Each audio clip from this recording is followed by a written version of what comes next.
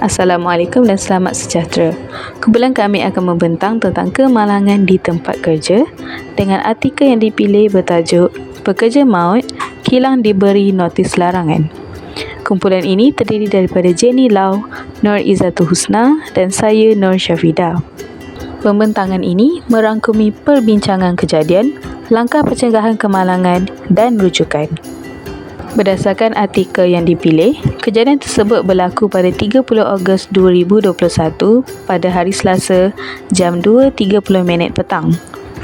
Tempat kejadian adalah di sebuah kilang pembuatan besi di Taman Perindustrian Bukit Raja, Kelang. Mangsa pula merupakan seorang lelaki tempatan muda yang berusia 22 tahun. Kejadian bermula apabila mangsa sedang membaik pulih bumbung bersama-sama dengan 3 lagi rakannya. Mangsa telah memakai semua kelengkapan keselamatan yang disediakan oleh pemilik premis. Semasa kerja memunggah bumbung zinc, rakan mangsa bergerak ke arah penyalur projek untuk mengambil bumbung dengan memasang cangkuk harness pada bahagian baket sebuah platform udara. Namun, sewaktu giliran mangsa untuk bergerak ke arah penyalur projek, mangsa yang membuka kelengkapan cangkuk khas bagaimanapun telah terpijak bumbung yang sudah rapuh. Lalu mangsa terjatuh dari bumbung dengan ketinggian 12 meter dan disahkan maut di tempat kejadian. Raja ini menunjukkan lokasi tempat kejadian iaitu di kilang pembuatan besi di Taman Perindustrian Bukit Raja, Kelang, Selangor. Rentetan daripada kejadian tersebut, kilang pembuatan besi berkenaan telah diberi notis larangan bagi menghentikan aktiviti kerja membaik pulih bumbung oleh Jabatan Keselamatan dan Kesihatan Pekerja Selangor. Siasatan lanjut akan dijalankan untuk mengenal pasti punca dan pihak yang bertanggungjawab ke atas kemalangan yang berlaku. Pemilik kilang berkemungkinan untuk dikenakan tindakan perundangan sekiranya terdapat pelanggaran mengikut peruntukan Akta Keselamatan dan Kesihatan Pekerjaan 1994. Punca bagi kemalangan maut berkenaan dipercayai saling berkaitan dengan kecuaian dan juga sikap tidak bertanggungjawab pemilik premis. Majikan mempunyai kawalan penuh ke atas sebarang aktiviti di tempat kerja dan seharusnya mengenal pasti bahaya di tempat kerja, membuat penilaian risiko dan mengadakan kawalan risiko untuk mengelakkan sebarang kemalangan di tempat kerja. Pernyataan yang dikeluarkan oleh JKKP Selangor juga menekankan bahawa kejadian tersebut boleh dielakkan jika majikan melaksanakan penaksiran dan kawalan risiko komprehensif mengikut kaedah dalam garis panduan bagi pengenalpastian hazard, penaksiran risiko dan kawalan risiko atau dikenali sebagai HIRAC. Seterusnya, saya akan menerangkan mengenai langkah pencegahan kemalangan bagi kerja di tempat yang tinggi. Sebelum kerja di sesuatu tempat yang tinggi, majikan di mana-mana tempat perlulah melalui langkah-langkah mengikut peringkat mudah berikut. Peringkat pertama ialah mengelakkan kerja di tempat yang tinggi. Beberapa contoh praktikal yang boleh dilakukan termasuklah menggunakan extendable tools dari aras tanah untuk mengelakkan keperluan guna tangga atau merendahkan tiang lampu ke aras tanah atau memasang kabel di atas tanah atau memasang edge protection di aras tanah. Jika peringkat ini tidak boleh dielakkan, pergi ke peringkat seterusnya iaitu cegah.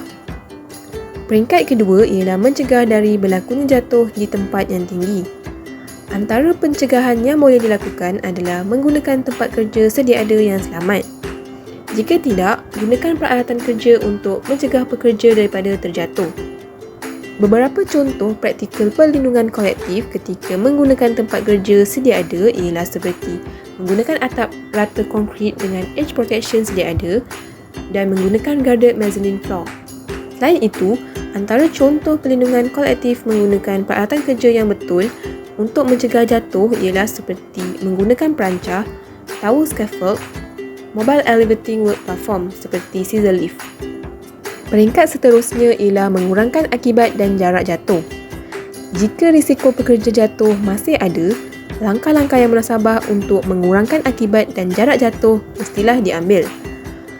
Antara contoh praktikal perlindungan kolektif menggunakan peralatan kerja untuk mengurangkan akibat dan jarak jatuh ialah dengan memasang jaring keselamatan dan soft landing system seperti airbags.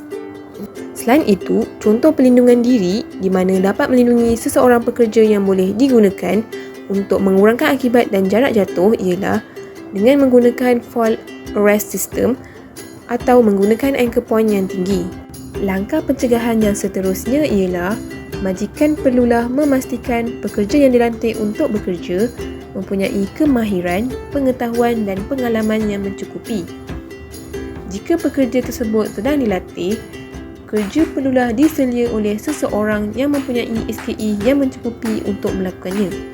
Dan biasanya, latihan akan dilakukan di tempat kerja dan tidak semestinya di dalam kelas.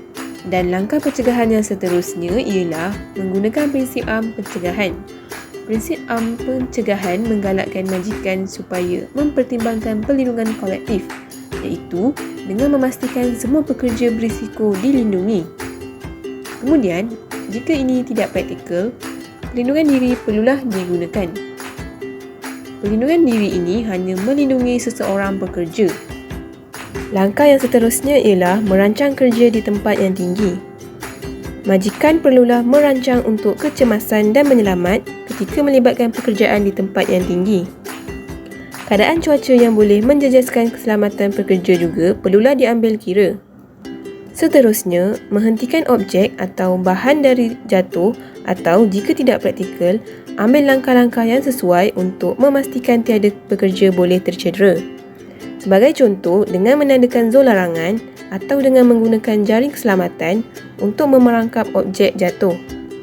Setiap tempat di mana pekerja akan bekerja di tempat yang tinggi diperiksa pada setiap masa atau sebelum digunakan. Kemudian, langkah pencegahan yang seterusnya ialah memastikan peralatan dalam keadaan yang baik. Peralatan seperti perancah hendaklah dipasang mengikut arahan pembuat dan reka bentuk yang diluluskan. Jika keselamatan peralatan bergantung kepada cara pemasangan, majikan perlulah memastikan ianya tidak digunakan sebelum diperiksa oleh orang yang mempunyai SKE sebelum digunakan. Pemeriksaan juga hendaklah dijalankan pada semasa yang sesuai.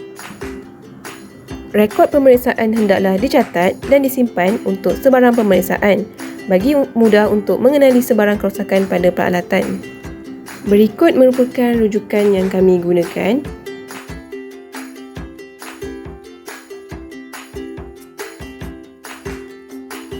Dan itu sahaja daripada kami. Sekian, terima kasih.